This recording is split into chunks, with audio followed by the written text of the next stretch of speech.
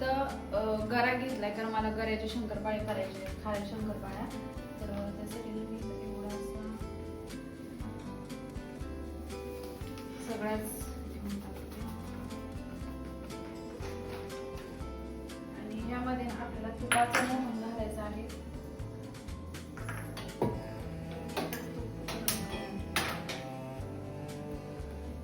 इथं मी जिरे आणि ओवा घेतलंय. हे आपल्याला ना बारीक कुटून घ्यायचं एकदम.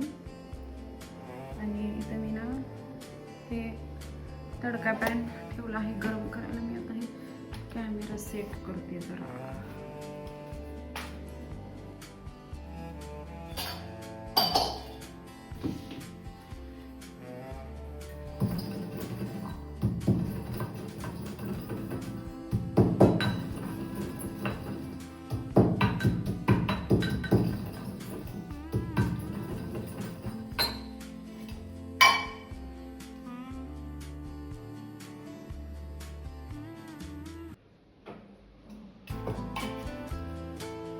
गरम होते तोपर्यंत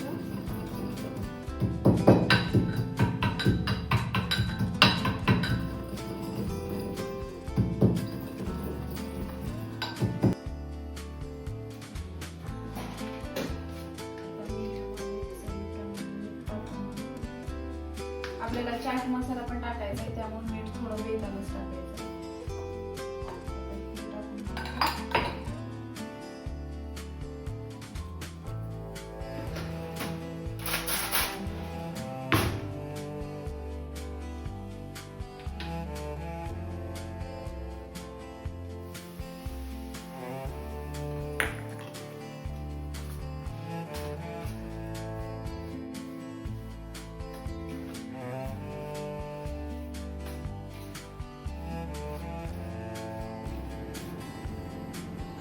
आणि काय काय जण इथं गरम पाण्याने सुद्धा पीठ मळून घेतात, पण मी थंडच पाणी घेतलं होतं.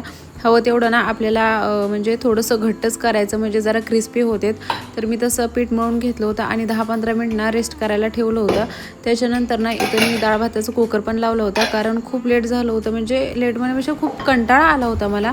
सो त्यामुळे म्हणलं हे आणि स्वयंपाक एकत्रच करून घ्यावा. आणि पीठ पण छान रेस्ट करून झालं होतं. तोपर्यंत मी साईडला भाजी पण करून घेतली होती, म्हणजे तिखट वरण केलं होतं. आणि इथं ना मी असं एक करून ना लाटून घेतलं. आणि माझ्याजवळ म्हणजे गरा तर मैदा तर नव्हता, त्यामुळे मी गव्हाचं पीठ थोडंसं वरून लावून ना ते छान असं लाटून घेतलं. आणि आपल्याला पाहिजे त्या शेपमध्ये ना ते कट करून घ्यायचं आणि तळून घ्यायचं. मी सोडा वगैरे काहीच टाकला नव्हता.